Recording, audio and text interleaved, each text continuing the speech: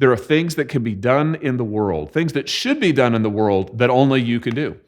And that if you don't do them, they won't happen. That's a high vision. That's a high calling. By the way, that's true of our country. Our country will be less if you don't take on the obligations of citizenship. This country can be greater. It can be more with you as part of it. And it won't be what it could be without you. We need you. Yeah, well, I think that's true, is that to the degree that each person is unique, and each person is unique to a great degree, then each person has something to bring into the world that only they could bring into it.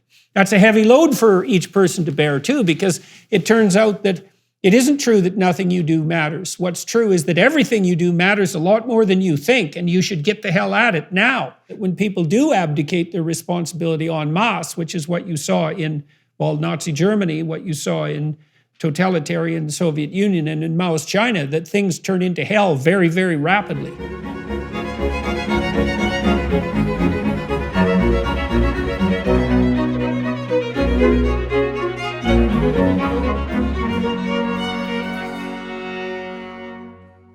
Hello, everyone, and thanks for tuning in, to everyone who's watching and listening. I have the privilege today of speaking with Senator Joshua Hawley. Republican Joshua Hawley is a lawyer who has served as the junior United States Senator from Missouri since 2019. From 2017 to now 2019, Senator Hawley was the 42nd Attorney General of Missouri. He graduated from Stanford in 2002, completed a postgraduate internship at St. Paul's School in London from 2002 to 2003, and then attended law school at Yale, graduating in 2006. He was a law clerk to 10th Circuit Judge Michael W. McConnell and Chief Justice John Roberts from 2006 to 2008, and worked as a lawyer in private practice from 2008 to 2011. Senator Hawley also served as an associate professor at the University of Missouri School of Law, where he taught constitutional law. And he served as a faculty member of the conservative Blackstone Legal Fellowship. He's known as a powerful and upcoming voice on the social conservative front. Welcome, Senator Hawley. Thanks very much for agreeing to speak with me today. Thanks for having me. Yeah, my pleasure. My pleasure. I think we might as well dive right into the political, although we're going to get into the philosophical and perhaps the theological, arguably, as the conversation progresses. And so we're recording this mid-October. The midterms are coming up in the U.S. This is a crucial election in many ways. What do you see happening on the midterm front? Well, I think that the Republicans are going to retake the House. I think we're going to retake the Senate as well. We're at a 50-50 balance right now in the United States Senate. It's actually, Jordan, the longest 50-50 split in the United States Senate in history, in American history.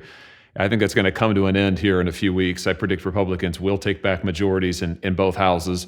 And then in many ways, the really difficult work for Republicans and conservatives is going to begin, which is A, to stop this deeply unpopular and I would argue deeply destructive agenda of the radical left, which has taken over the Biden administration. But then also we're going to have to start to put forward an alternative agenda. And that's something I think conservatives need to give a lot of thought to. I'm not sure that we've given it enough thought as a party, as a group, and it's going to be very pressing, I think. Yeah, well, the conservatives are always pilloried by the left as reactionary. And I think the reason for that is, well, first of all, the right, the conservatives, do react to the excesses of the left constantly as the left nibbles away like piranhas at the entire structure of the society. But I think conservatives are often set back on their heels on the vision front too, because it's not that easy to articulate a defense of, let's say, axiomatic presumptions. You know, I've often thought if you approach someone who's conservative and you say something like, justify marriage, it's easy to render the person so assaulted, let's say, inarticulate, because, well, we've basically agreed that marriage is a good thing for some tens of thousands of years, and it's not that easy to formulate a visionary defense of institutions that, in some sense, you might think that everybody takes for granted in terms of their value. And so I see this on the conservative front. It's not easy at all. I've talked to conservatives all over Europe and Canada and the US. It's not easy at all for them to formulate a vision that, particularly one that's attractive to young people. So what do you think beckons on that front for conservatives? Well, I think that what we're seeing right now, what's at play in this election really is the sort of fundamental foundations of American culture. Jordan, I think what's driving American politics is culture and its society. And if you look at what the left is doing in our country, in the United States, the left is attacking the foundations of American culture and the foundations of American society. It's really a campaign of political nihilism. And what they're saying is that America is systemically unjust, systemically oppressive, systemically evil.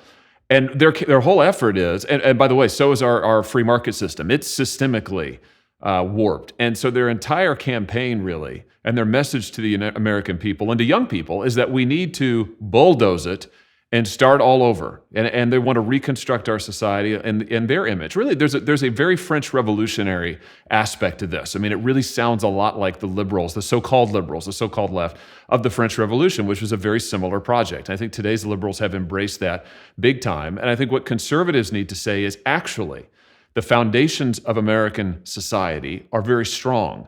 The dignity of the common person, that's what our country is built on. The dignity of the ordinary working man and woman, that still is the foundation of this country. The individual liberty, the idea that work has dignity, has worth, has value, that a family is something that is a great and noble pursuit in life, that as a man you can contribute to your society and make the world a better place, that as a man and woman together you can build a haven and a home. These very fundamental foundational things I really think is what our politics is about today.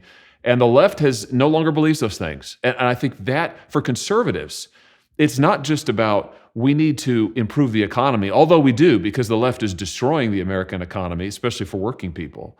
But it's really more fundamentally that we've got to preserve the foundations of our culture that allows people to thrive and flourish and find liberty. Big government continues to spend borrowed money, inflation continues to swell, dragging down our economy, and the stock market has entered bear territory. So what's your plan? Are your assets diversified? I'm Philip Patrick, precious metals specialist for the Birch Gold Group. For nearly 20 years, we've helped Americans diversify into gold, and we can help you too. Did you know you can own physical gold and silver in a tax-sheltered account? We can help you transfer an IRA or 401k tied to stocks into an IRA in gold. If you're skeptical about the trajectory of the economy in the US dollar, then text Jordan to 989898. Birch Gold Group will send you a free info kit on securing your savings with gold. With thousands of satisfied customers, 5-star reviews, and an A+ rating with the Better Business Bureau, we take precious metals seriously. Text Jordan to 989898 for your free info kit. Well, you know, the idea that the U.S. is somehow systemically racist in its essence is a accusation that's really troublesome to me, because I don't just think that it's merely a lie. I think it's an anti-truth.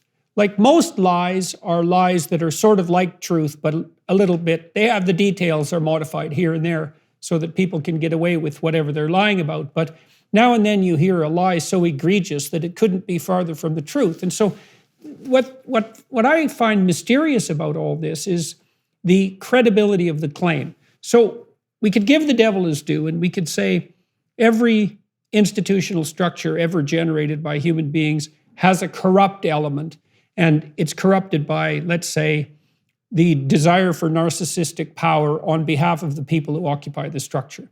And since time immemorial, it's been necessary for human beings to keep an eye on their institutions so they don't become entirely corrupt.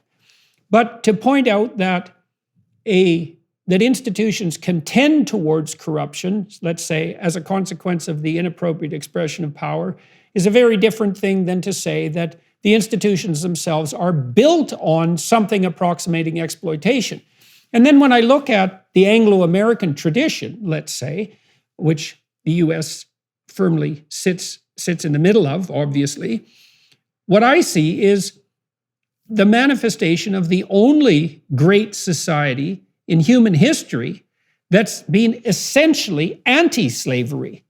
And so the spirit that produced, well, both Great Britain in its democratic manifestation, and then out of that, the United States. The spirit that's produced that and the autonomy that's part and parcel of that is exactly the spirit that's fought against the status quo of slavery, which is something approximating a human universal. And so I find it so utterly preposterous that this insistence has been put forward that in its essence, the American enterprise is somehow racist and oppressive, even though it might be contaminated with that, as all systems are. So I don't understand why this has become so acceptable to people. Maybe you can expand on that.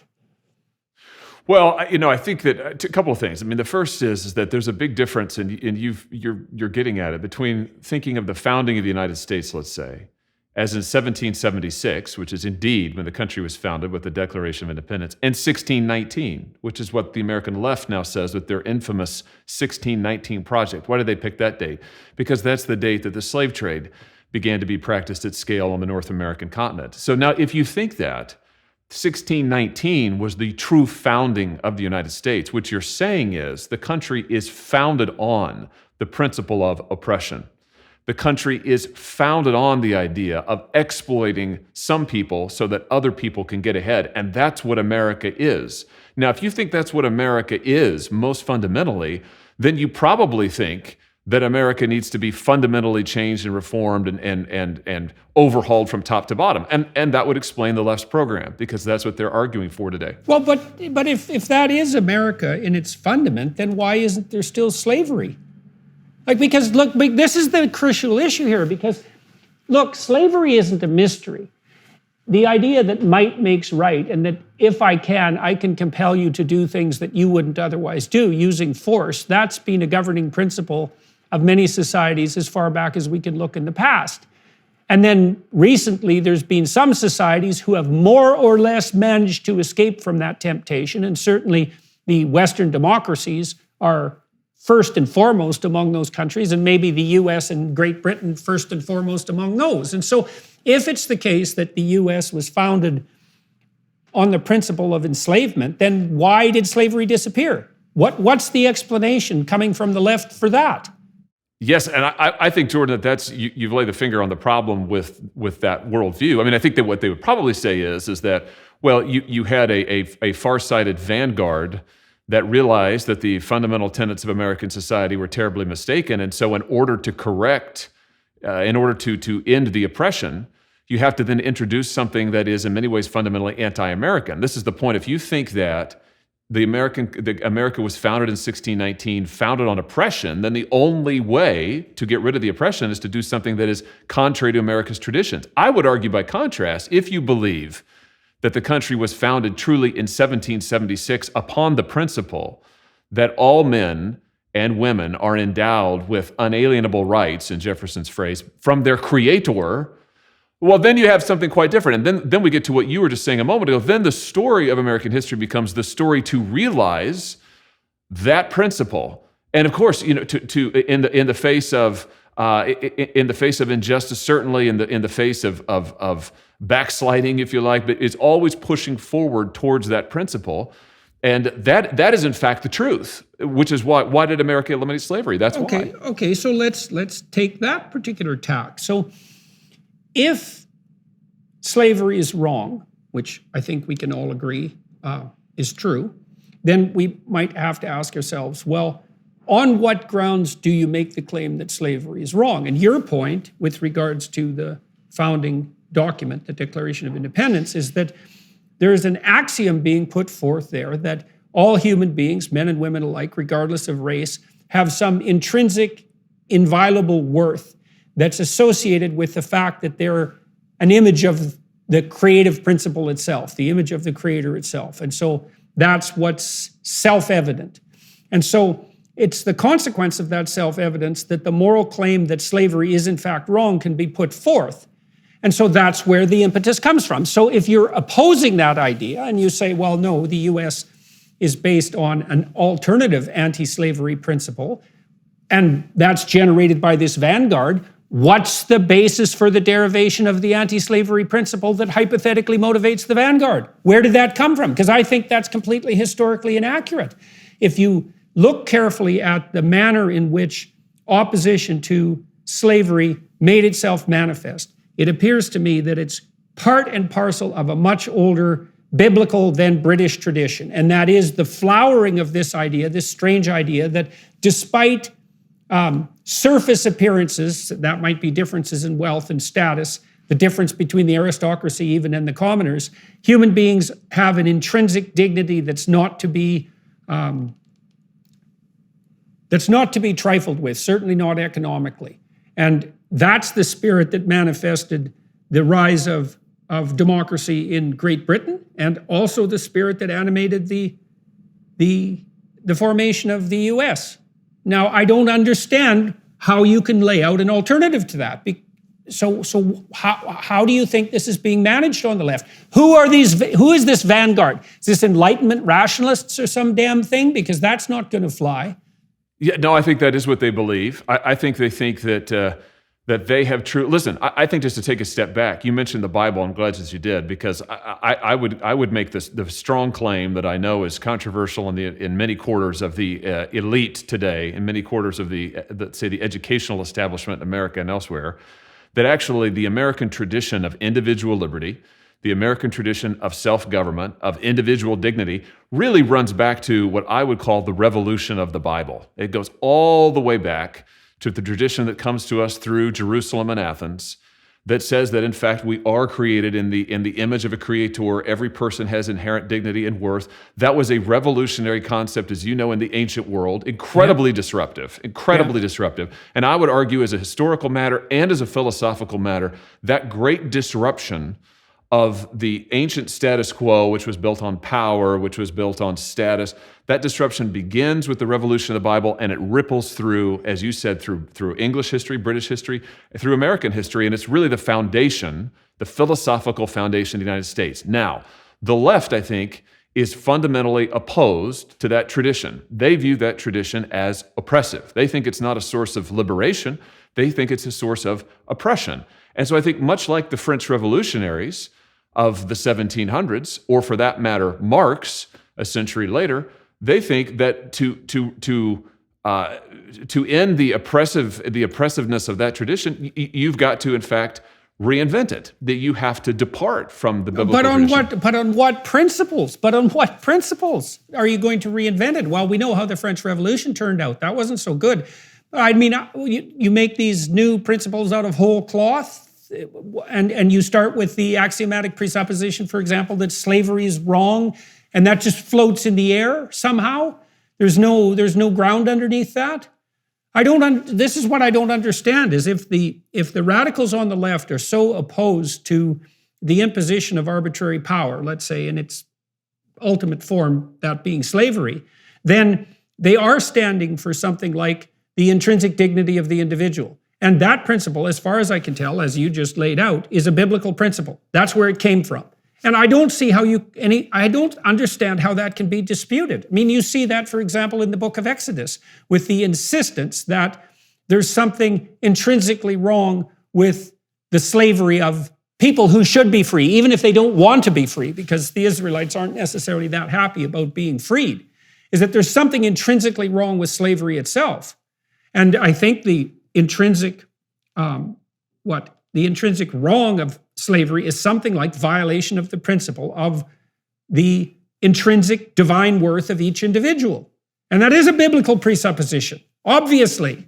So I don't understand, I still can't get a grip on why that would be opposed if the opposition that's being generated is in fact opposition to slavery itself. Why would you go after the spirit that freed the slaves? I don't get that.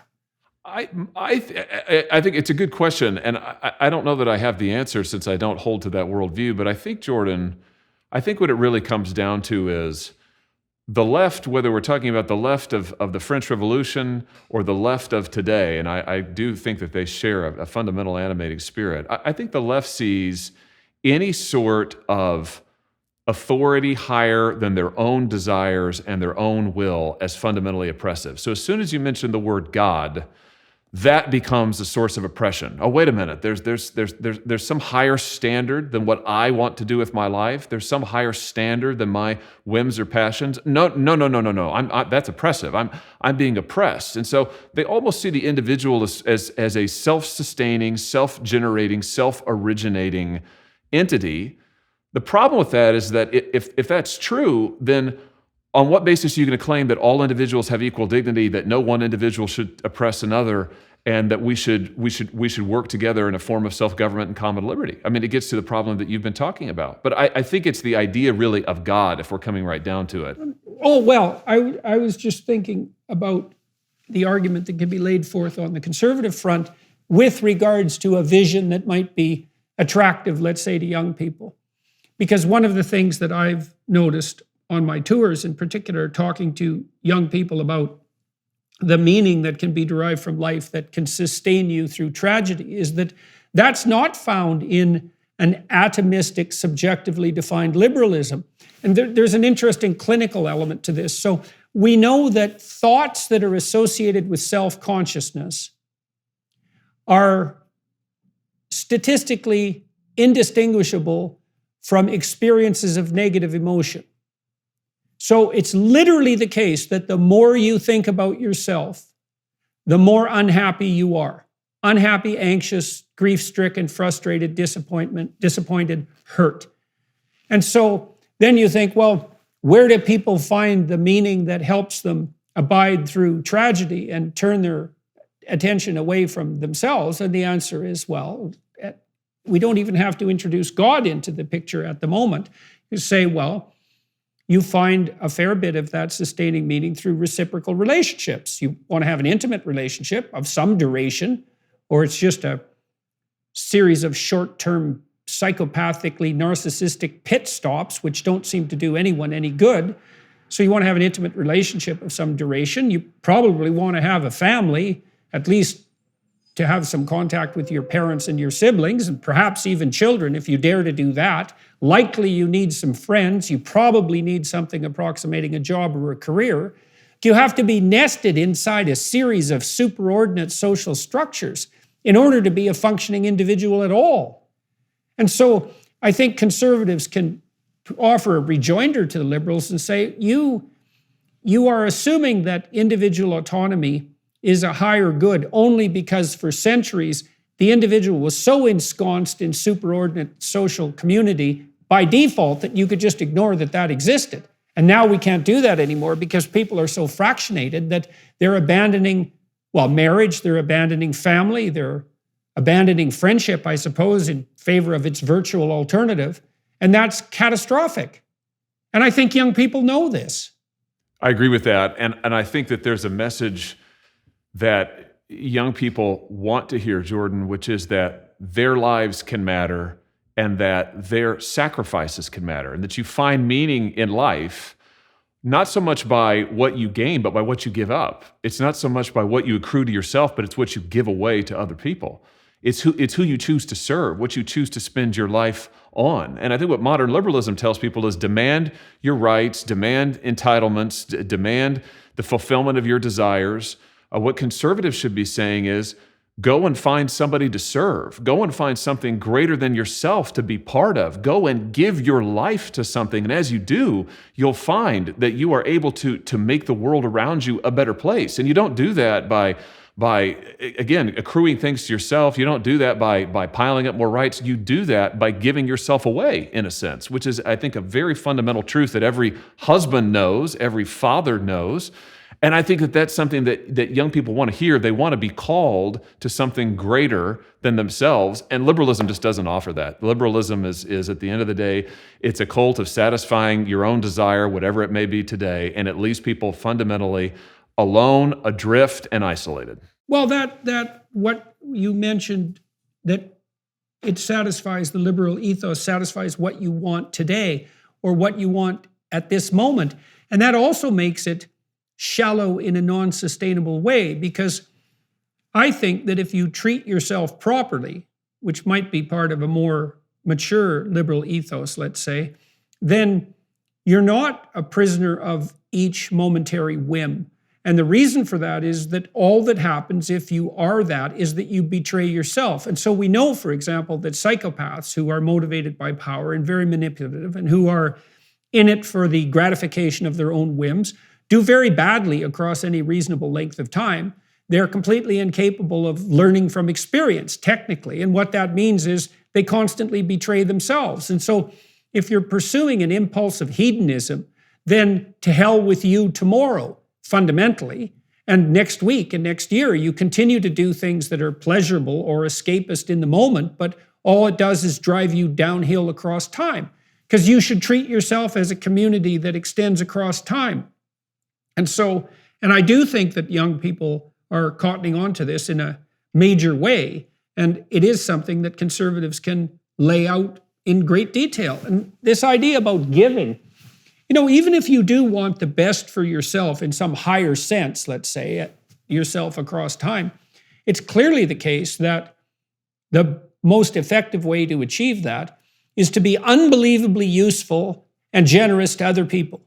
Because there are a lot of other people. And so if you're interacting with them in a manner that is, let's say, self-sacrificing in a reciprocal manner and generous, then they're going to want to interact with you.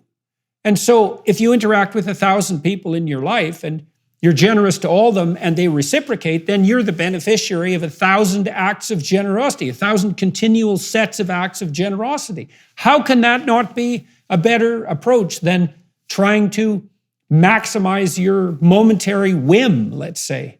I think that's exactly right. And I think that today, in our contemporary culture in the United States, at least, Jordan, today, because of the rise of technology, big tech, social media, the problem is not that young people feel that they can't, that they're too enmeshed in community, that there are too many people who care about them.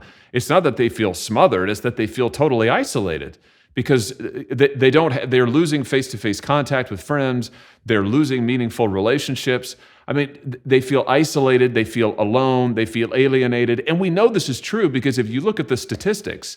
What people tell pollsters in terms of the feeling of isolation, what we see from treatment of depression, what we see from suicide in the United States, suicide rates in the United States among, unfortunately, all demographics, but particularly young people, particularly young men, are rising to levels that we haven't seen in the country really ever.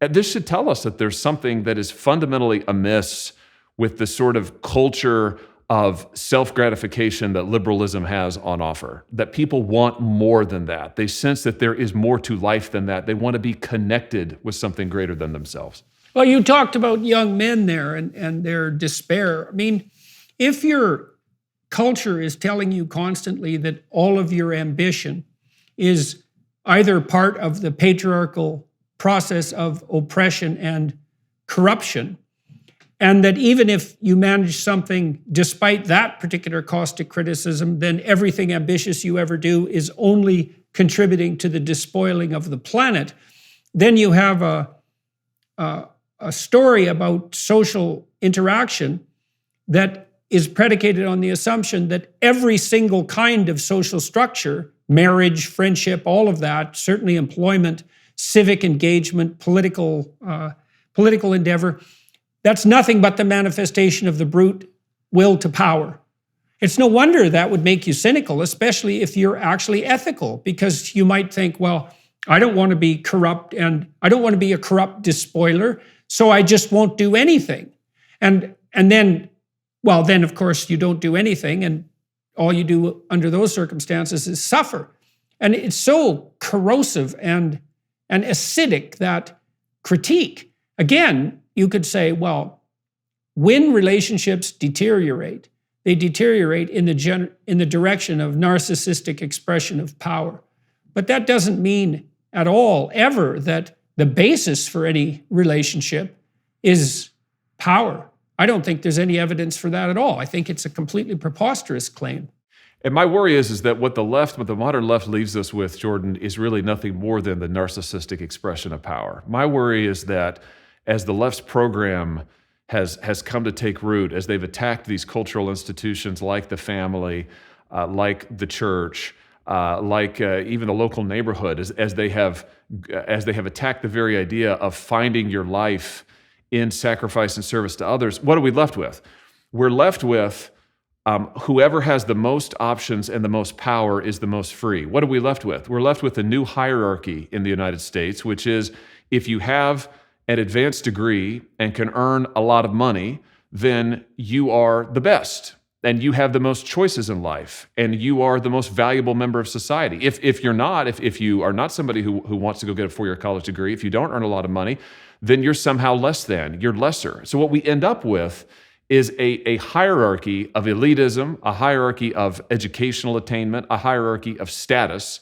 And this, I would argue, is what happens when you take away the idea that every individual has fundamental worth and dignity, that every individual is created in the image of God, and that every individual finds his or her ultimate purpose and meaning in serving others. And so my concern is that even as the left attacks American tradition and cultural institutions as being oppressive, what they actually give us through their campaign of cultural nihilism is a form of hierarchy and elitism, and of course also expanding government control, government supervision, government surveillance. As people abandon their subsidiary social organizations, so you abandon your long-term marital commitment, you abandon your decision to have children, you abandon your willingness to engage in reciprocal friendships, you don't shoulder your civic duty, you isolate yourself in your job and your career. All of that responsibility that you undertake is then vacuumed up by people who will use it for the purposes of their own power.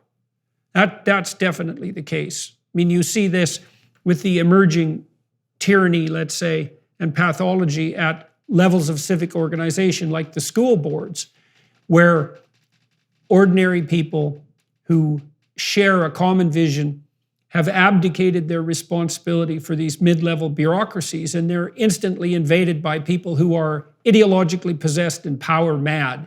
And so another useful message for young people is that if you don't take on the responsibility that's commensurate with a properly integrated life, then tyrants will take all that responsibility from you and use it in the name of the maintenance of oppressive power. You have atomized individuals and a centralized state. That's all that'll be left. Exactly. And by the way, that's a historical pattern. We saw that pattern with the French Revolution, right? I mean, in the name of liberty, fraternity, equality, what did we end up with? We ended up with the terror, which was managed by just a very few people, and then you ended up ultimately with Napoleon. I mean, you talk about an oppressive dictatorship that happens when you take away those institutions that actually gather together individuals, that pool, if you like, individual sovereignty, and that act as a way in which the individual expresses himself or herself. The other thing I would say about modern America, Jordan, is that if you believe, like the left says, that modern American society is systemically corrupt and oppressive and all the rest, the question becomes, well, who's going to remake it? And the left's answer is the government. The government's going to remake it. The government is going to use the power of the state, which is the power of coercion, to fundamentally change this society. And I just argue to you, that's what Joe Biden has been doing. If you want to know why the Biden administration is putting their diversity, inclusion, and equity agenda into every nook and cranny of the federal government, that's why. If you want to know why they're turning the FBI loose on parents who complain at school board meetings, that's why. They are willing to use and eager to use the power of the state to try and change what they believe is the oppressive nature of American society. And the danger of that, the coerciveness of that, I think is hugely, hugely alarming. Why do you think that a remedial vision has been lacking so intensely on the conservative side? And then, so that's question number one. And question number two, do you see a reactionary danger emerging on the side of the reactionary right? Yeah, I think that yes, on the second question, yes. I mean, I think that what we have to be careful of is you've got the left that wants to really, in a sense, burn it all down, metaphorically speaking. Although for some of the riots that we saw in for instance, 2020, it's not metaphorical at all. I mean, they really are willing to torch buildings and storm government centers and assault cops and so on. But you've got this spirit of nihilism on the left, and I think it is the danger on the right is we mustn't react with a concomitant spirit of nihilism ourselves, where we say, yeah, that's right, it's all corrupt, it's all it's all worthless. We've got to completely start over. No. What we want to say is, what we should be saying is, no, America actually, the foundations of this country is fundamentally good. It's fundamentally sound. Does there need to be reform? Yeah, of course there does. I mean, it's the Burkean point, right? A society without the means of change is without the means of its conservation and its preservation. So yeah, there's corruption that needs to be addressed. There are reforms that need to be made.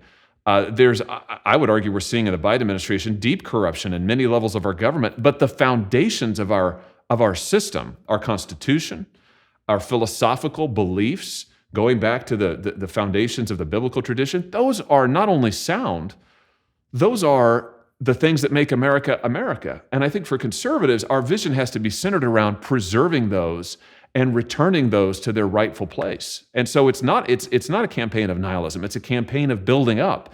It's a campaign of saying that, listen, we Americans are proud of thinking that we're the greatest country in the history of the world. I think that. And if you believe that, then you've got to put forward an agenda that's about returning and strengthening the foundations of America's strength. And I think that's what conservatives should be for. We've got to resist the siren song of saying, yeah, we'll join the left and just burn it all down. That I think is dangerous. This is one of the things that has been perturbing me about and we could talk again about the midterms and maybe about the 2024 presidential election. What I see happening on the right, on the Trump side in particular, and it's quite shocking to me in some sense, is that the narrative seems to be that the institutions are so corrupt that even the democratic process itself can no longer be trusted. And the problem I see on that front is that it does, first of all, it plays against the Trump brand as far as I can tell, because Trump was the guy who didn't have things stolen from him and who came out victorious even if he was confronted by tyranny itself. He can deal with people like Kim Jong-un and Vladimir Putin, no problem. And so for him to claim that the country was pulled out from underneath him seems to me to be off-brand. But even more dangerous is that it leads to this kind of corrosive cynicism about the fundamental utility of institutions in the United States. And that does play into the hands of the radicals, whether they are right or left-wing. And so I would like you to comment about that. And because it seems to me the Republican Party in some sense is tearing itself apart over the election issue. And then I would also like your opinion about why there is a swing towards the Republicans in this midterm, and who is at the forefront of that swing.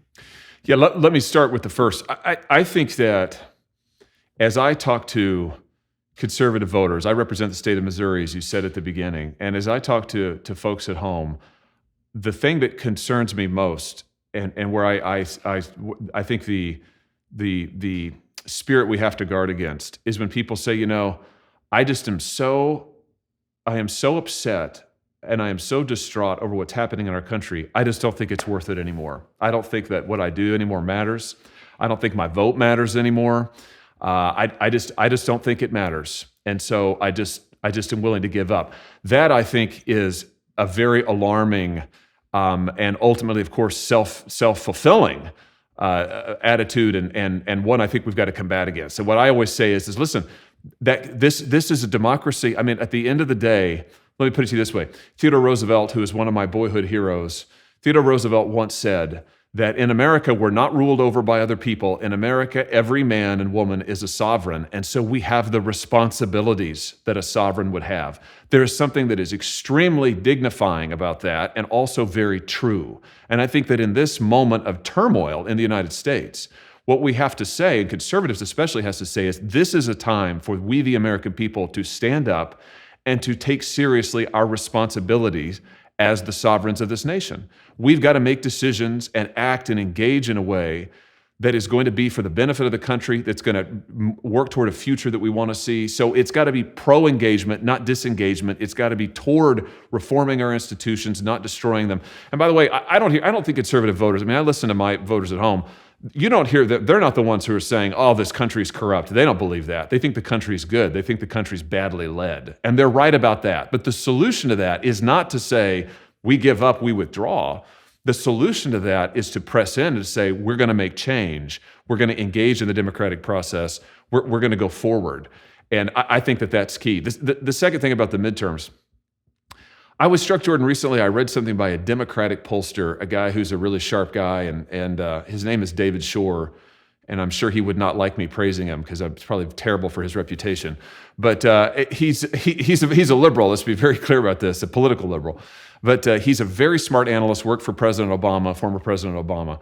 And something that he said recently really caught my attention because I think it's right. He says that everywhere around the industrialized world, the so-called developed world, and every country in which the left party has emphasized cultural and social change, cultural and social critique, much as the left in America has. In fact, and everywhere where they've elevated this idea that the foundations of Western society are fundamentally oppressive and illegitimate, in every single instance, the working people of the country have moved towards the right. Why is that? Because the working people of the country don't believe that.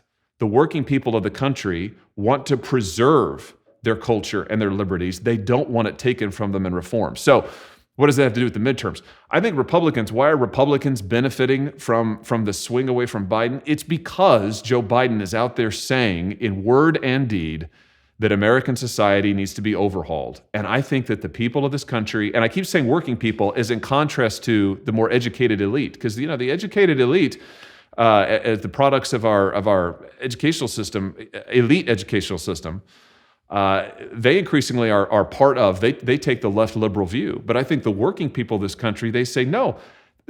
My family, I believe in family, church. Synagogue, I believe in those things. I want my neighborhood to be safe. I want my kids to be taught in school to love America, not to hate America. I want them to be taught that individual liberty is good, not fundamentally oppressive. And they see these things, they say, I'm going to vote for somebody who will keep my family safe, who will preserve these institutions, and who will give me a shot to make something of myself in life.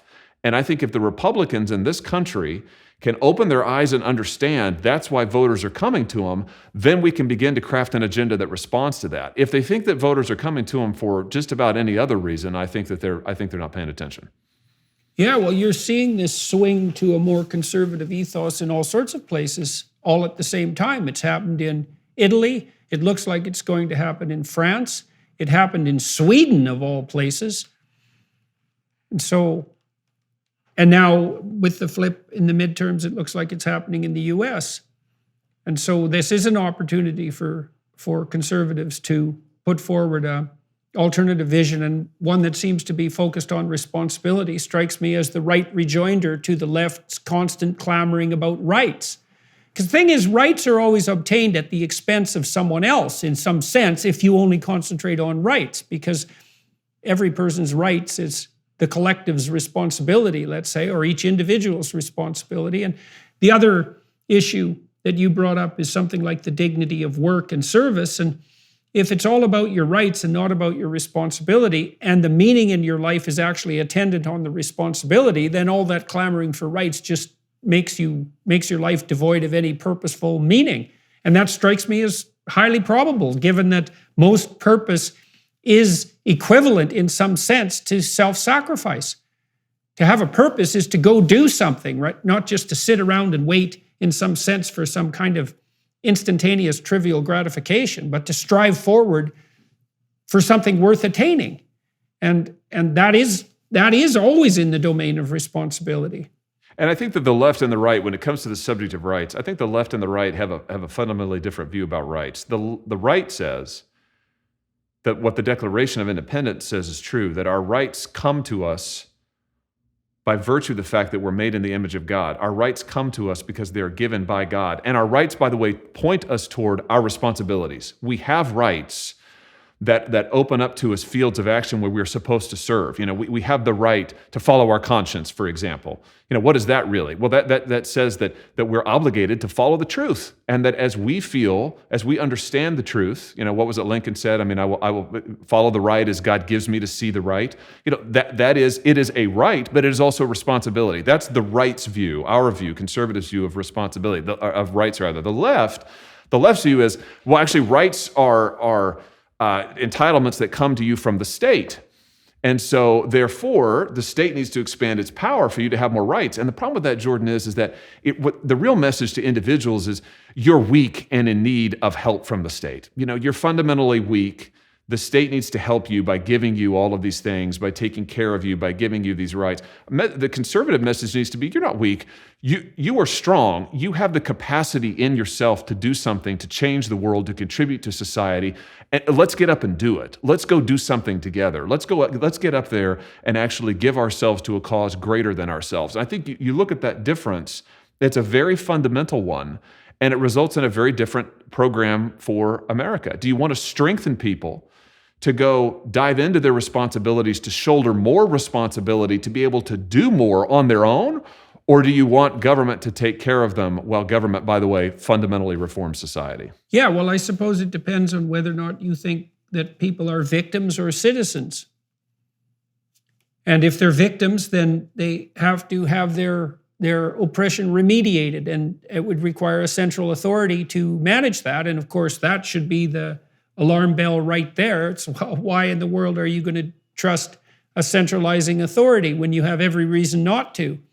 And alternatively, you could say, well, life is difficult. There's no doubt about that. And some people are dealt worse hands than others in some ways, but that doesn't mean that you can't put your best foot forward in service and find the meaning in your life in pushing back against that which enshackles you, let's say. And that strikes me as highly probable and psychologically appropriate, and also a very marketable message, especially to young men. Now, you're also writing a book at the moment on manhood. That's right. We talked about that briefly. Well, so tell me about that and tell me why you're doing that. Well, I'm writing it because as I look out at the problem at the plight of men in America, it's just what you see, Jordan, in the numbers is you see that men are increasingly turning away from work. They're increasingly turning away from education. Let's take some numbers. Since 1965 in the United States, there are 500% more men who are able-bodied men, I should stipulate, able-bodied men of working age who are out of the labor force. That means not even trying to look for a job. 500% more now than there were in 1965. That is an astounding number. You look at the number of men who are pursuing education, both high school education and higher education. It's collapsing. Right now in the United States, it is 60-40 female to male enrollment in colleges. That's great. That's great for women. But for men... Well, it's great for women unless they're looking for a man, in which case it's not so great. A marriageable partner. That's right. I've heard recent statistics suggesting that when the ratio of men to women goes lower than 65-35, women to men lower than 65-35, the women stop going to college too. Wow. Well, we may soon find out because the trend line is down, down, down for male participation. You look at male suicide rates, you look at male drug abuse. All of these things would suggest that there is a pathology or series of pathologies that is afflicting men in the United States, and maybe particularly young men in the United States. And I think this is one of the biggest challenges that we face as a society. So I wanted to think about that. I wanted to do my part to try and say something constructive about it. And I think, Jordan, one of the big things is that I think men don't often have a vision anymore for their lives as to what their lives could be. And they're told, and you referenced it a minute ago, they're told incessantly from the time that they are in grade school that they are part of the problem. And that if they try to go out and be a contributor to society, if they go out and try to exert any kind of leadership in any field or endeavor, that they contribute to the patriarchy, that they contribute to the climate disaster, as the so-called climate disaster, as you said earlier, that they contribute to the systemic injustices of America. This is the constant message to men. And I think that that's fundamentally untrue. And we should be saying something to men that's very different. We should be saying to them that this country needs you. that your families need you, that your neighborhoods need you, that you can make the world a better place, and you were born to do that. And so what I try to do in the book is I try to go back all the way back to the very beginning, back to the Bible, back to Genesis, and say, what does that begin to open up for us, this very foundational story? What does it open up for us about what a man is supposed to be? And if you look at the book of Genesis and what God calls Adam to do, he calls Adam to work with him to help finish the world, to help perfect the world and bring it into perfection. And not to get too deep into the details here, but if you look at Genesis 1 and 2, what the Garden of Eden really is in many ways is it is a temple. And it's a temple where God dwells, and Adam is there, and Eve too, cooperating, working with God. That's the symbolism of it. What is supposed to happen? Adam is supposed to work with God to make the rest of the world a temple, to expand the garden, if you like, to make the world beautiful, to make the world what it could be, to bring the world further into perfection, and to work with God to do that. Now that, I would suggest to you, that's a pretty high calling. That suggests that, wow, a man can really make a difference in life, that a man has a high calling in life. That's a vision you could give yourself to and sacrifice for. When I've been going around the world doing these talks, I think I've done 60 since January, something like that, in different cities all around the United States and Canada and Europe. I meet about 150 people after each lecture or each question and answer period. And they're very, very positive events. And the fundamental reason that they're positive is because, first of all, most of the people who come are dressed up. It's kind of like a wedding reception. So lots of the young men who come, and the young women too, because more and more the young men who are coming have partners with them who look quite happy to be with them. They're dressed quite formally, and so they all look like adults. And they're all standing up straight, which is really lovely to see. And, they're kind of a well put together bunch. And they talk to me, not for very long, because it takes a while to meet 150 people, but I get a few fractions of a minute with each person. And it's very moving because they tell me variants of the same story, which is something like, I've been listening to your lectures for 5 or 6 years, and I wasn't doing very well back then. I was pretty nihilistic. I didn't think there was much point to my life. I wasn't really, pursuing my education or working. I didn't have a partner. Things looked pretty bleak for me. And then I decided I was going to put some effort into it, and straighten up a bit and stop lying. That's a big one. I was going to start telling the truth, and I was going to start shouldering my responsibility, and I was going to try to get a partner and be someone for that partner and start a family and so forth. And you know what? It's really working. Things are so much better for me that I can hardly believe it. And then, if their partner's there, she's usually pretty happy with the whole situation too. And often they're getting engaged, or they've just got married, or they have their first child because now they've decided to have children.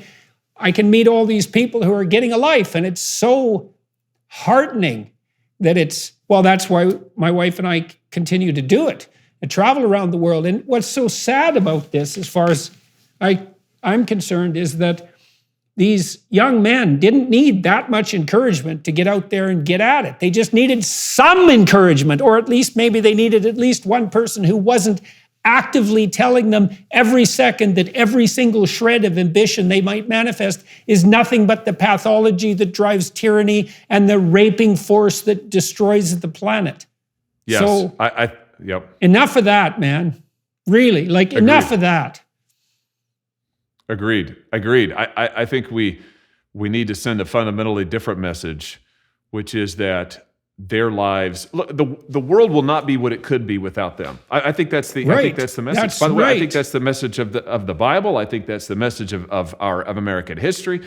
It's that the world, there are things that can be done in the world, things that should be done in the world that only you can do.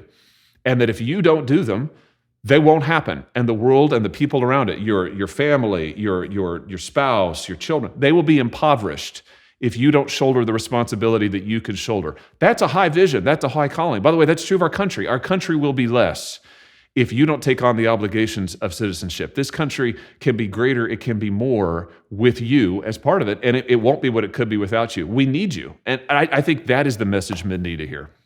Yeah, well, I think that's true, is that to the degree that each person is unique, and each person is unique to a great degree, then each person has something to bring into the world that only they could bring into it. And that's literally the case. And I do believe that that's part and parcel of the idea that human beings are made in the image of God. Is God is presented in the biblical corpus as the fundamental creative force of reality itself. And that's echoed inside of us. And so if we don't bring forth what is within us, then there's a lack in the structure of reality. And that lack produces undue pain and misery and suffering. And so it is the case that each person needs to shoulder the responsibility for improving the garden, you might say, as you pointed out earlier, or working towards the perfectibility of existence itself. And that's a heavy load for each person to bear too, because it turns out that it isn't true that nothing you do matters. What's true is that everything you do matters a lot more than you think, and you should get the hell at it now, because or else, in some sense. You know, the other thing we know as a consequence of having blundered our way through the entire 20th century is that when people do abdicate their responsibility en masse, which is what you saw in, well, Nazi Germany, what you saw in totalitarian Soviet Union and in Mao's China, that things turn into hell very, very rapidly. Yeah, that's right. And this goes back to a point that you've made, Jordan, that I think is exactly right, and I think is just deeply true, is that we can either be moving the world to be more like what it should be. We can make it a little bit more like heaven, or we can make it more like hell. And we're going to do one or the other. And so if we abdicate if men abdicate their responsibilities, if they create a vacuum, then you've got to expect that malign forces will come into that vacuum and will do terrible things, which is what we saw in the 20th century. On the other hand, if men will shoulder their responsibility and be faithful husbands, faithful fathers, strong workers, and by the way, these don't have to be dramatic things. I mean, I think that our world is so ordered that even small things, even small acts of faithfulness, small acts of sacrifice, small acts of constructive work have huge effects over time in our own lives and in the lives of people around. So it's not as if you don't have to go cure cancer in order to make a difference. They're only small if you're blind. All those. There's nothing that's done right is small. So really, and I really believe that's the case, in the therapeutic process, when you're working with someone as a behavioral therapist, you almost always help them initiate small transformations. But first of all, that small transformation often means a reversal of direction. And a reversal of direction isn't small. It couldn't be more different to go 180 degrees in the opposite direction. That's a big change. And just because you start small doesn't mean you end up going slow, especially if the consequence is that with each victory you accrue in the new direction, the next step is more likely to occur and in a larger manner. You get that power law starting to kick in so that you don't improve linearly, you improve exponentially once you start moving forward. And so I think the smallness of right action is only a consequence of a kind of an inappropriate perspective that assumes that the local and daily is minimally important when there's no evidence for that at all. I mean, you can think about this way to some degree. The most intense relationships that you're going to have in your life are local. The relationship you have with your wife and with your child. And you might think, well, that's only my child. It's not every child in the world. It's only my wife. It's not every woman in the world. But that local focus has an intensity that is truly indicative of its significance, I would say. And so that's another reason why conservatives can help people put the local back in a superordinate position. It's like, it isn't only that your family matters. It's that your family matters more than anything else. And that's appropriate. It's not that you're abdicating your social responsibility that way, as you're manifesting your true social responsibility through your intense engagement with the local. And that might mean you're a dishwasher, so you get the hell out of bed and you show up to work 15 minutes early so the restaurant can run properly. And that's not trivial. And if you think it's trivial, it's because there's something wrong with your attitude, not because it's trivial in and of itself. And I think that presenting men with a vision, again, young men in particular, with a vision that says that, yeah, even those things, getting to work early, doing something kind for somebody, being faithful to your partner, those things can literally change the fabric of the universe. You're working on the fabric of the world in doing these things, and you are making the world more of what it could be. That's a high calling. It's a noble calling. And I just think that kind of vision, the leftist rhetoric, I think suppresses and destroys that sort of vision, and it therefore suppresses and destroys a healthy ambition. And instead, what it substitutes is a desire just to fulfill momentary pleasure, to indulge momentary whims. And I think that's what you see unfortunately, a lot of young men doing. And there's one other aspect to this, Jordan, that gets to more of a policy issue that I think conservatives in a political sense need to address. In this country, in the United States, a lot of men who don't have an advanced college degree or a four-year college degree, their economic prospects in terms of the kind of job that they can get, in terms of their ability to support a family, are severely diminished and have been getting worse over decades. Conservatives, if they're going to call men to responsibility, and we should, if they're going to say that we need you, we've also at the same time got to say we need to have a society and an economy that provides you with productive work on which you can sustain a family, that there is a legitimate shot for you to go out there, get a job, get married, have a family, and sustain them if you will work hard and apply yourself. And conservatives need to be about crafting that kind of an economy. And I worry, Jordan, that part of what's happened in the last 30 and 40 years is we've increasingly had an economy that's in the United States has become hyper-globalized, that works for a small set of people. It's the people who have advanced degrees in certain sectors, and does not work for the vast majority of the rest of the population, and does not work for a lot of working class men. And that's tied up with this. And I think conservatives have got to open their eyes and say, we've got to go out and say, we need a society and an economy that is going to be able to support work, support a family. And you can't be pro-family unless you're pro an economy where you can actually support a family. Mm-hmm. Yeah, well, it's a form of regulatory capture by the intellectual elite. That's right. That's right. And also, the globalist agenda, which is really an elite project. It's a project of people who don't believe in nations, who don't believe in the local community, who don't believe in local traditions.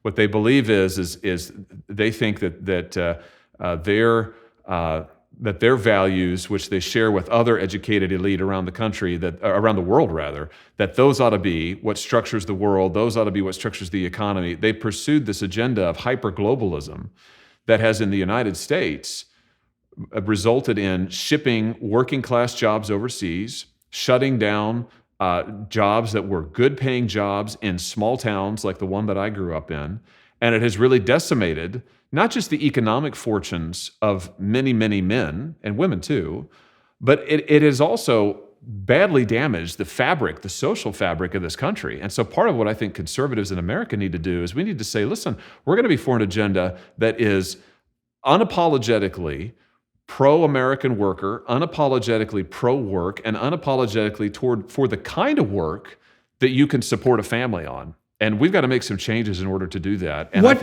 kind of changes do you think might need to be made at the political level in order, let's say that the goal was to foster a working man's commitment to his family and to his job and to the advancement of his career, let's say, through that job.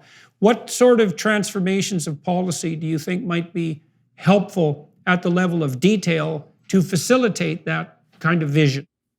Yeah, I think the first thing is we've got to be able to give that man some prospect that if he actually will if he'll get a job, if he'll commit himself to work, if he'll show up, as you said, and he'll invest himself, that he'll be able to support himself and to advance. In order to do that, Jordan, we've got to get jobs back into the United States of America where we actually produce things and make things, where a guy who does not have a college degree, and listen, only 35% of Americans have a 4-year college degree or more. Right, and a women. Decreasing percentage of men are going Correct. to have that as well. That is correct. And so, you're looking at almost 70%, let's say, of men. I think it's more than 70% of the workforce does not have a 4-year college degree. We have to have an economy where a man can get a good paying job. So how do we do that? We have to bring production back to the United States. Jordan, we've got to produce things here. We've got to grow things here. Let me give you an example. The average salary of a manufacturing type job in the United States, of a production type job, a year or two ago was $22.50 was the average hourly wage, $22.50. In retail, the average hourly wage is like $13. In services, it's slightly higher, but not much. The point is that manufacturing jobs, production jobs historically pay better. You can support a family on those. They have but they drive research and development, by the way. They drive the services industry. And what's happened in this country is I think and conservatives, unfortunately, Republicans have been part of this problem, big part of it. We've had a stupid economic policy that for 30 and 40 years or longer has said, we're willing to see jobs go overseas to places like China.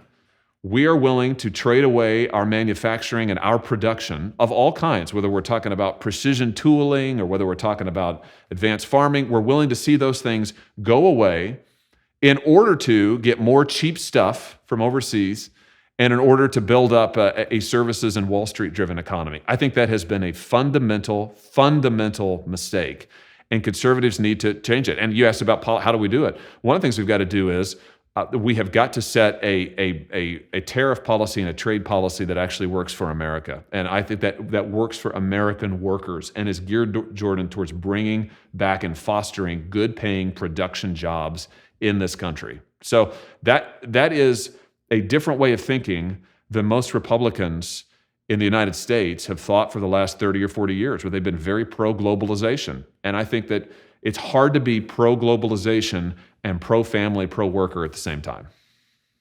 Tell me more about the book that you're writing and what you're hoping to accomplish with regards to your communication to men. And why are you writing a book and instead of concentrating, let's say, or in addition to concentrating on the political issues?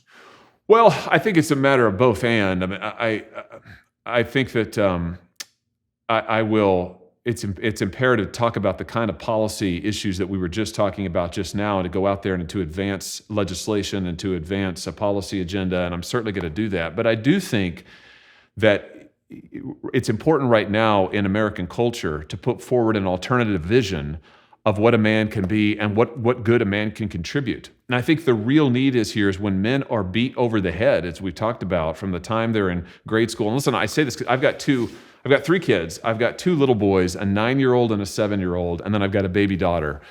And as the father of the parent of school-age kids and school-age boys, I pay a lot of attention now to what my kids are taught in school and to what other kids are taught in school. And of course, I hear it from parents who I represent all the time. So I think in this cultural milieu where you have the left in control of many of the cultural institutions, the media, much of the entertainment industry, increasingly the corporate suites, the head offices, the relentless message to men is that you're a problem, male ambition is bad. And I think that conservatives need to present an alternative vision. And I think that we need to show men what a different kind of vision for manhood could look like. And that's really what the book is about, is trying to do that. So, okay, on the Republican front, back again to the midterms, there is a swing in the Republican direction. Who's at the forefront of the swing? Who is it that's whose votes are moving at the moment, and why? Well, who's really moving are working class folks, both men and women, but particularly working class men, and across, by the way, different racial demographics. What you see is working class Hispanic men, working class African American men, particularly younger working class African American men, and then working class white men are moving in a big way towards the Republican Party. This actually really started with Donald Trump in 2016. You saw an acceleration of it in 2020 with Trump among voters who were Hispanic working class voters and African American working class voters, again, especially men. And you see the same thing continuing and maybe even accelerating in the midterms. So there's a big switch. And Jordan, it's a huge change for the Republican Party in my lifetime. I'm 42. It's a big change in my lifetime where right now, increasingly, the base of the Republican Party in the United States is working class voters, blue collar voters, we often say in America. And that has not been the case for most of my lifetime. And I think right now what you're seeing is Republican leaders are having a hard time wrapping their heads around that. Right. You see this to a certain extent in Britain too. In Canada as well. That's interesting. Yeah, well, a lot of the groundswell of support for the new conservative leader here, Pierre Poilievre, who's likely to be the next prime minister, God willing, is that there's been a big swing by younger working class people to the Conservative Party, and that's certainly something that's always been a big business party in Canada. This is definitely a new thing, and so yeah, as you said, it's happening in the UK and the US as well. It's so interesting, because hypothetically, the left stands for the oppressed and the voiceless, and yet you see a migration of working class people to the Republican Party, especially young men, which sort of belies the idea that the left historically, at least insofar as it had its roots in the labor movement, I think was sporadically at least a genuine voice for the labor movement. But the fact that all the working class people are stampeding over to the conservative side seems to indicate in some fundamental sense that the left has lost the plot. Yeah, I think in the United States, certainly the left, Jordan, if you just look at their voting returns, the Democrat Party today is increasingly the party of the extremely well-educated and the upper class in this country. I mean, it's just a fact. You can just go look at the exit polls, and you see that increasingly the base of that party are folks who have at least four-year degrees or advanced degrees, folks who make above working class wages, up middle class, and really upper middle class. That is the base now of the Democrat Party. And this gets back to the cultural stuff. That segment, and it's an increasingly narrow segment of American society, they tend to buy into all of the leftist stuff about how systemically unjust America is. What you have is the vast swath of the American public that says that's not true, and particularly working people say, no, that is not true. And by the way, if you destroy the family, and if you destroy the community, and you destroy the local church, the local synagogue, you're going to destroy all of my opportunities in life. And if you keep shipping my jobs overseas, you're going to destroy my economic opportunity in life. And I think that is the new sort of center of the Republican Party, needs to be the Republican Party in the United States. But the real challenge for us, Jordan, is wrapping our heads around that and getting a set of policies that responds to the reality of where voters are. And you mentioned big business a second ago. My own view is that the Republican Party, particularly in the last 20 years, has been too enthralled to big business. Big business is in many ways an increasingly malign force in America. Listen, I'm a free market guy. I'm a capitalist. I believe in robust competition, but I don't really believe in monopoly. In fact, I don't believe in monopoly at all. And I believe increasingly many of these businesses in the United States, huge multinational corporations, they have monopoly status. They're also woke, and so they're pushing an agenda of economic control and an agenda of social control at the same time. Republicans, I think, need to go out and say no to both of those things. Mm-hmm. Yeah, well, that's a very fascist combination: economic control and social political control at the same time. And so, what do you think's driven the emergence of these larger scale collusionary monopolies? Well, I think a couple of things. Part of it is the economic program of hyperglobalism. I mean, I think that these companies, let's take just the social media companies in the United States, for example, companies like Facebook, or now I guess they want us to call them Meta, I think is an absurd name. But they feel the need. They're based in the United States, but they're multinational corporations. They say that they've got to become absolutely gargantuan and huge in order to compete on a global scale. So the globalization helps drive massive scale. I mean, just gigantic. So they get to be huge. They get to be multinational in size. And then many of these companies in the United States have had special deals with the United States government. And when it comes to the social media companies, the social media companies benefit from special exemptions under American law that no other company does. And so we treat them differently. They've been given special exemptions that are worth billions to them, Jordan, a year since the 1990s. So this combination of government favoritism along with globalization, I think, has led to increasing monopolization. And that's not been good for anybody. It's been bad for competition. It's been bad for innovation. It's been bad for Americans as consumers, but maybe worst of all, it's been bad for them as producers. Mm-hmm. Mm-hmm. So So that's an interesting platform for conservatives and revolutionary in some sense, to concentrate on the local again, to concentrate on the working class, to be concerned about the development of fascistic monopolies at the higher end. It's an interesting, when I talked to Poilievre or watched Poilievre's campaigning in Canada, it's so interesting watching his rallies because they look to me like working class rallies that were characteristic of the labor movement in the 1970s. It's the same people attending. And I think it is this concentration on the local that is driving that rather than concentration on big business, let's say. And so that is an opportunity for conservatives in the US to capture that massive base of 70%, you said, who are fundamentally working class in orientation by actually serving their needs properly. And since the entire infrastructure of Western culture depends in some ways on the integrity of the working class in some fundamental manner, then that seems to be good policy all around. That I think what you just said is absolutely critical, which is that in the United States, the kind of the culture that we've been talking about, the culture of work, the culture of family, the culture of faith, that has been and still is a fundamentally middle class, working class culture. And so what you've seen is that as the middle class and working class in this country has become economically weaker in these last few decades, as they have become culturally weaker, they've also become, in some sense, politically weaker, and the left has capitalized on that. And I think part of what Republicans and conservatives need to be saying is, we want to make all Americans, but especially working Americans, stronger. We want to make their voices stronger. We want to make their life prospects stronger. We want to make their institutions stronger, their families stronger, their neighborhoods stronger.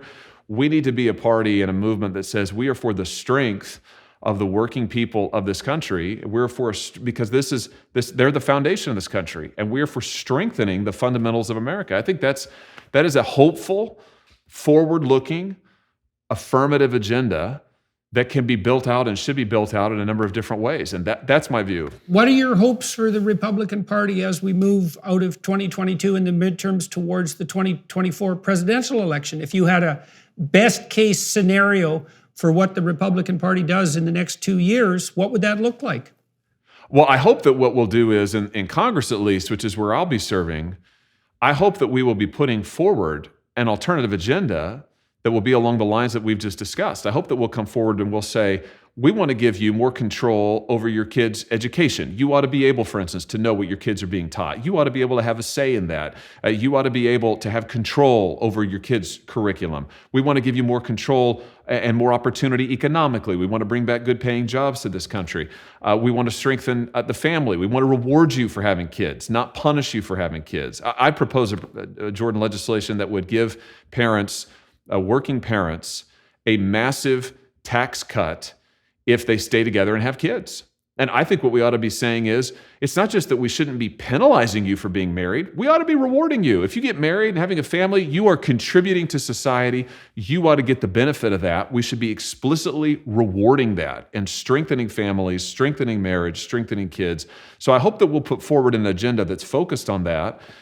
As an alternative, Joe Biden, of course, is going to be president for the next 2 years. We need to not just be stopping what he's doing, although in my view that's very important, but we need to be putting forward an alternative that fundamentally contrasts with the campaign of nihilism that he and the left are attempting to foster. So I hope that's what we'll do. And I think if we do that, we'll go into 2024 and we'll be able to offer the country two fundamentally different visions.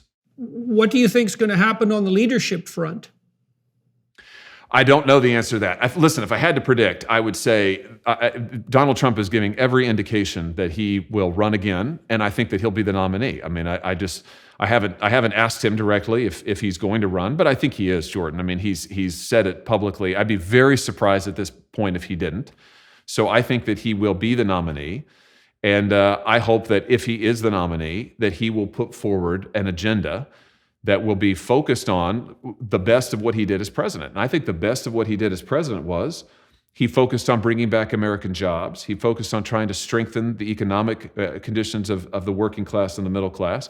And he tried to defend American culture. Those are good things. I hope that he will put forward a positive agenda that will do that and will seek to move the country forward to a position of strength. And, we'll see. I mean, we'll see what... Who do you see as potential contenders against Trump in the primaries? Do you think DeSantis will throw his hat in the ring? I don't know the answer to that. I sort of doubt it. I mean, my feeling is that if Trump wants to be the nominee, he will be the nominee.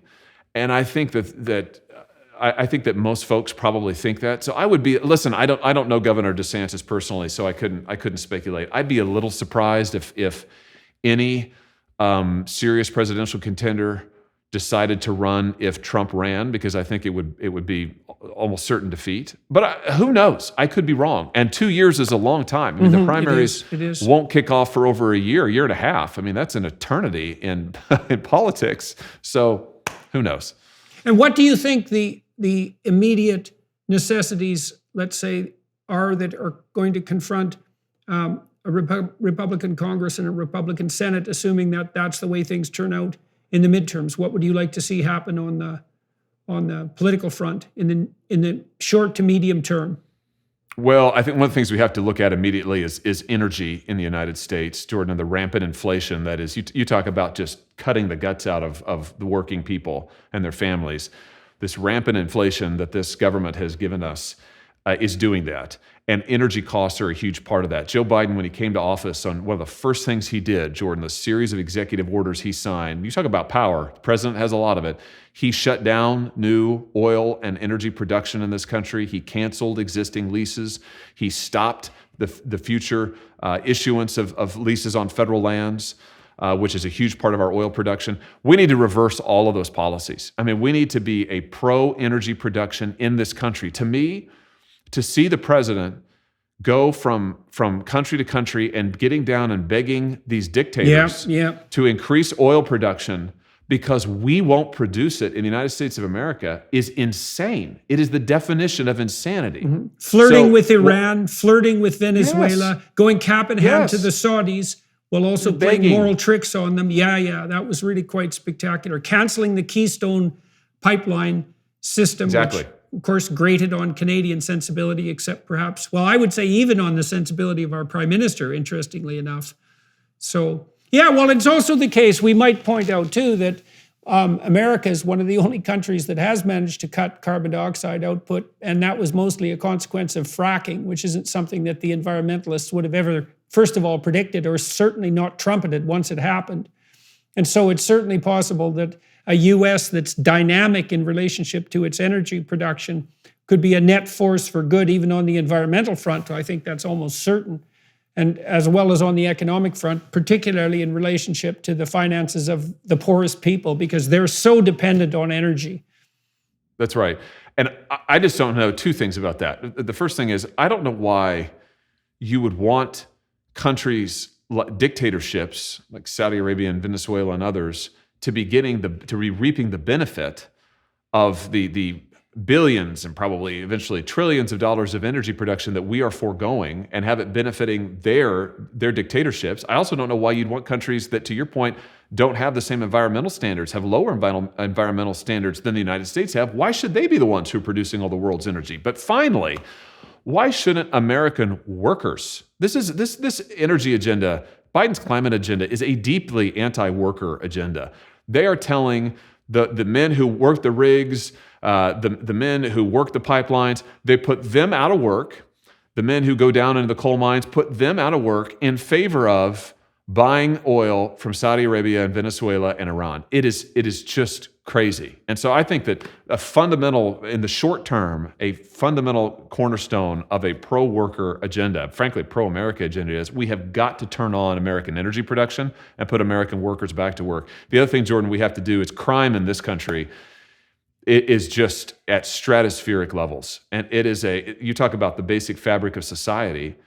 If a mom can't send her kids out to go, get a gallon of milk at the local gas station, if they can't go wait for the bus on the corner and not be afraid they're going to get shot at, you have a problem. And that's increasingly where we are in many cities today in America. We have got to restore some basic respect for the rule of law, and that's not hard. Listen, I'm a former prosecutor. That means you prosecute criminals, you put them behind bars, and you reward those who follow the law.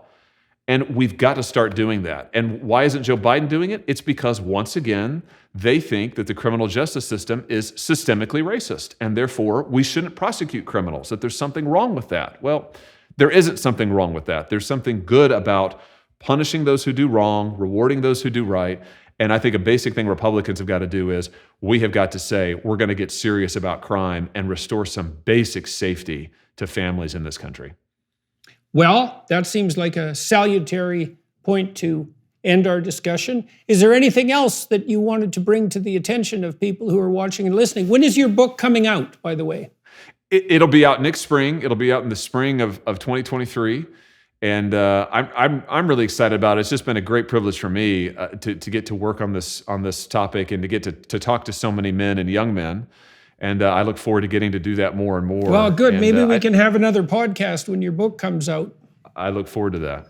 I'd look forward to that. Yeah, it'd be good to talk maybe jointly with someone like Warren Farrell and dive deep into that particular set of issues. So, well, thank you very much for talking with me today. I hope we continue to stay in touch. I'll be in touch with you on some of the other issues that we discussed, and appreciate very much your candor and your willingness to talk to me today. And everyone who's watching and listening, your attention is always appreciated. And I hope you found today's discussion useful and maybe even optimistic and hopeful, at least on the American front. It'd be lovely to see the U.S. thrive mightily over the next few years, especially on the energy front, in a world that's increasingly in dire straits because of utterly foolish and preposterous energy policies. And so you may have done a bad job in the United States, but you haven't done as terrible a job as most countries have. So that's something.